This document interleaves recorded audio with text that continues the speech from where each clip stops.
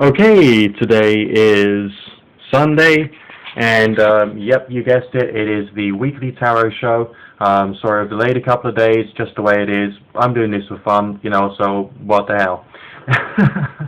Anyway, today we got quite a cool show. We got three guys, it's all the guys, not all the girls. It makes a nice change for me once in a while to have a show which is just purely guys all the way through.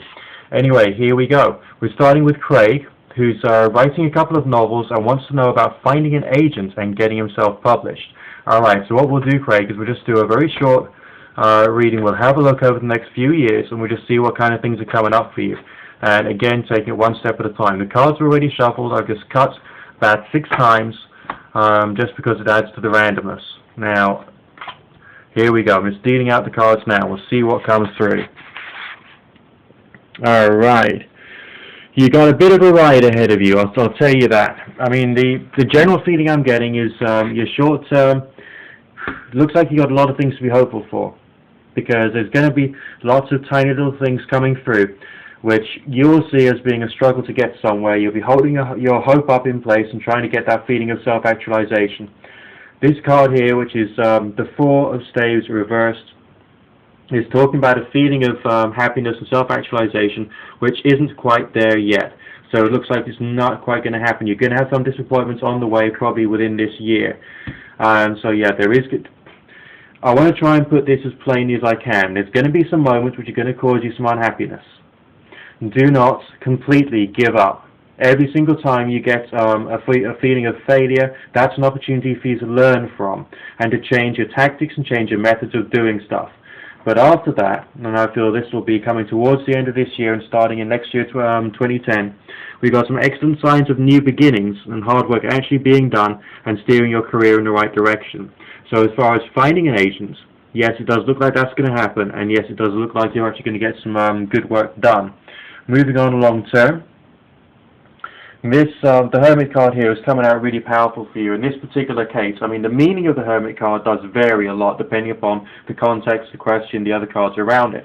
In this particular case, it's seeing you basically as being a star in a shining light with a new style and new messages to bring to the world, new gifts and new power. So that's actually feeling very, very good in the long term. But remember, when you get moments which are, let's say, difficult, the thing to do is to move above that, move beyond that, rise above it, and find new courses of action. Now we're moving on to Kevin, who's graduating high school relatively soon and wants to write and direct a film. He's very much in control of his future and wants to see himself reaching his goals. But he would like a bit of deeper insight into the journey and aspects of himself that he should improve or resolve. Okay. Now, I'll tell you the truth, Kevin. Many, many years ago, I was a part of a film company myself. And the first thing I will say, and this is very important, it depends a lot upon who you're working with and who you're working for, if you're working for anyone. It's not just a question of the skills you've got or the skills you get. It's a question of how you work and who you work with. And so it requires social skills, it requires business skills, and it requires keeping yourself on top of problems, seeing yourself as being the managing director or the CEO of your own life. That's the first thing you're going to have to work on no matter what.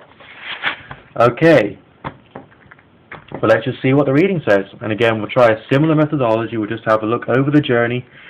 Journeys are chronological, so we'll just see what this is talking about. Alright, now this is... The reason I'm saying this is a happy reading is because all the colors, the symbols, the feelings I'm getting are very spiritually driven. It's very much optimistic driven. All the colors are rather pastel-y. The whole feeling here is rather, you're in the right place, you're doing the right thing so that you can start to move your life onwards. I'm not going to guarantee that you're going to become the next Steven Spielberg. But we do have a sense of balance, a sense of spirituality connected with this filmmaking exercise. Pleasure from getting it. This is definitely going to move your life in the right direction. But it's going to be a very long-winded thing. A good friend of mine pointed me towards a film called Star Wreck, which you can probably find here on YouTube. That's like Star Trek, but it's got the word wreck, as in W-R-E-C-K, I think. And that film took about 4 years to make, and that was just a few guys working in their flat to make it, using a lot of chroma key and other CG type effects. So things can happen. Just working from home. And I think you get a lot of pleasure from this. But the first signs here are the ones you've got to pay attention to, and that's keeping balance. I've already mentioned keeping in control. I don't have to mention that again. But there's balance, there's getting pleasure from this, and it does seem to be providing you with lots of skills you're going to be using long term. The Prince of Swords here, reverse, is telling me about using your skills to try and find very creative ways of getting that feeling of success that you need. So that's again very good. I'm expanding the reading further with one more card to look to see whether you'll be eventually very successful in filmmaking itself.